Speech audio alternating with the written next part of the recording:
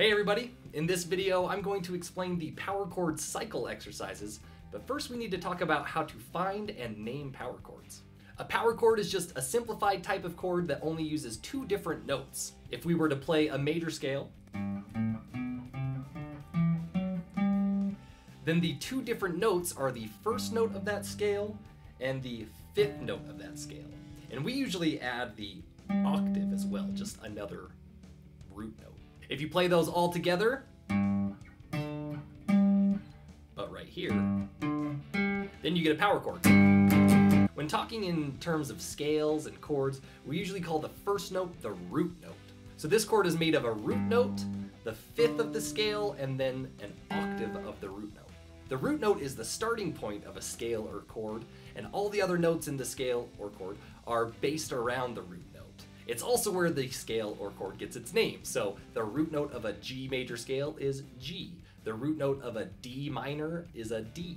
Since the only two notes are the root and the fifth, we would call this a G5. You can say G power chord or G5, it's the same thing. These open chords that we've been playing, like G and D, those are called triads because they use three different notes. This G chord is made of a G, a B, and a D, then another G, then another B, then another G. It's only G, B, and D, which in a major scale would be the first note, the root note.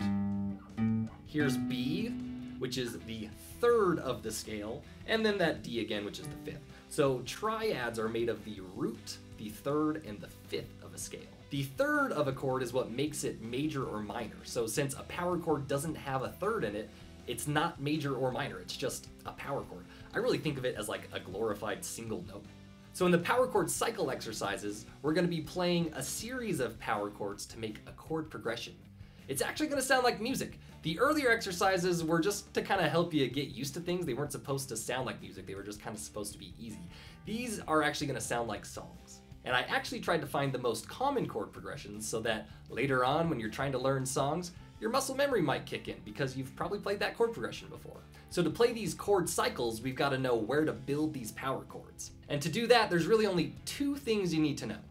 You need to know the names of the open strings, E, A, D, G, B, E. My students remember that by their favorite saying, "Eddie ate dynamite, goodbye, Eddie." They love it.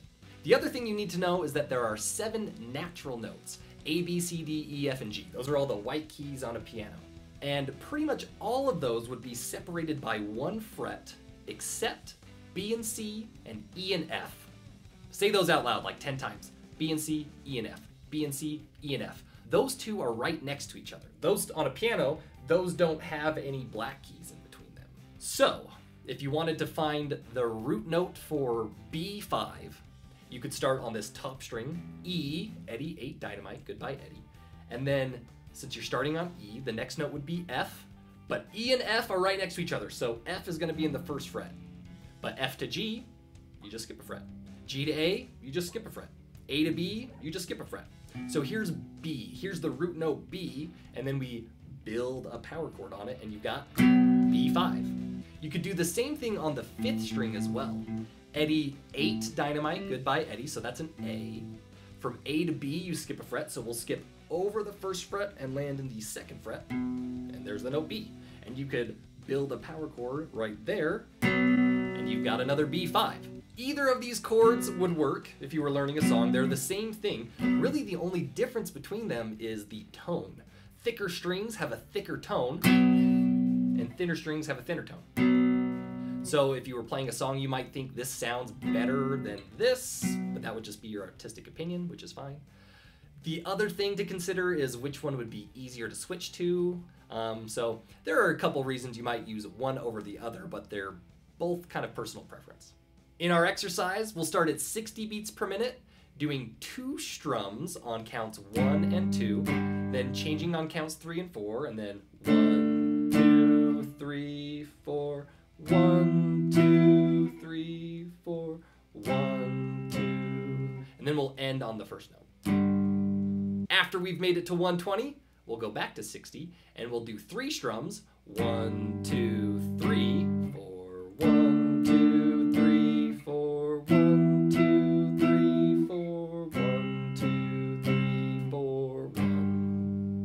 do that up to 120, then we'll go back to 60, and we'll do 4 strums. 1, 2, 3, 4, 1, 2, 3, 4, 1, 2, 3, 4, 1, 2, 3, 4, 1. And then for the final round, we're gonna make it a little more interesting and do a strum pattern. Down, down, up, down, up, down, up. That's gonna sound like this. 1, 2, and 3, and 4, and 1, 2, and 3, and 4, and 1, 2, and 3, and 4, and 1, 2, and 3, and 4, and 1. And once you can do that strum pattern with those chords at 120 beats per minute, you're pretty much playing a pop punk song. That'll be fun. Well, that's gonna do it for this demonstration. If you've got any questions or suggestions, feel free to throw them in the comments. I'll make sure to answer them right away. But if not, then I guess I'll see you in the first Power Chord Cycle exercises.